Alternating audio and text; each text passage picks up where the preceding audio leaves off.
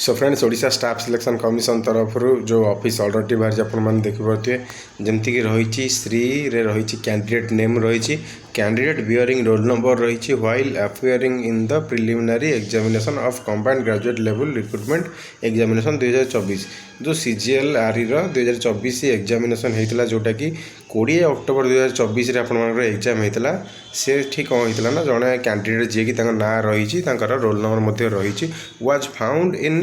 प्रोसेसन of A band item माने जो item को बैन करा जाइछि एग्जाम रूम भितर एग्जाम हॉल भितर जो सब आइटम को आपनकर बैन करा जाइछि जहाँकि आपनकर इंस्ट्रक्शन रे जोटा थाई कि आपण माने यही जिनस नहीं पारिबे नहीं ता मध्यनु गोटे होछि that is a mobile phone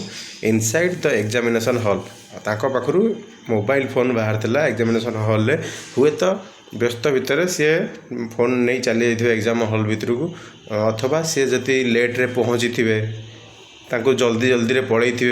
phone नहीं से ही पारे किंतु तांको सेटा बैन आइटम हिसाब रे जाउची मोबाइल फोन तांको एग्जाम हॉल भितर नबार नथिला आपण माने भी यही भूल केबे करंतु नहीं जते व्यस्त हो कि जते लेट हो आपण मानकर आपण जहाँ जहाँ बैन आइटम अच्छी ताको आपण एग्जाम हॉल भितर नहीं कि जाई पारिबे नहीं जदि जाउचंदी आपण माने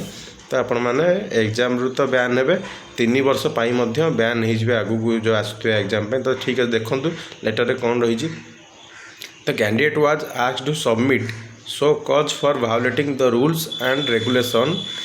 and instruction for the commission vide commissioner letter number जहाँ रही OSSC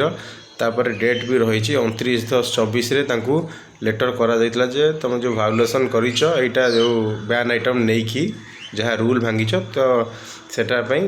क्लारिफिकेशन मगा जाइतला why action sorry as to why action as per OSSC जो रूल रही 1993 जो रूल रही साल not be taken against him माने तांको प्रति कौन पाई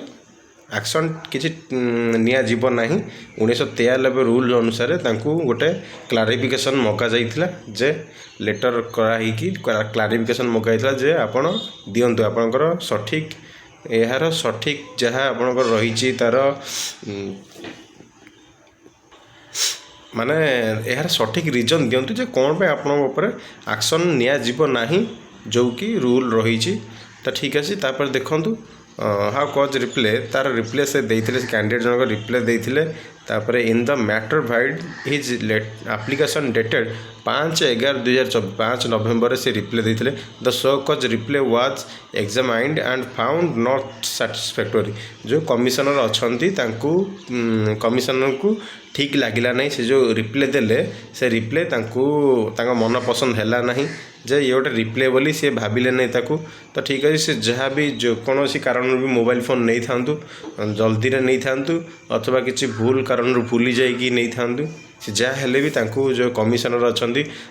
ठीक लगिला नहीं जो जहाँ से देले क्लारिफिकेशन जहाँ देले सेटा ठीक लगिला नहीं से ओडिशा स्टाफ सिलेक्शन रूल 1993 अनुजाई कैंडिडेट फॉर द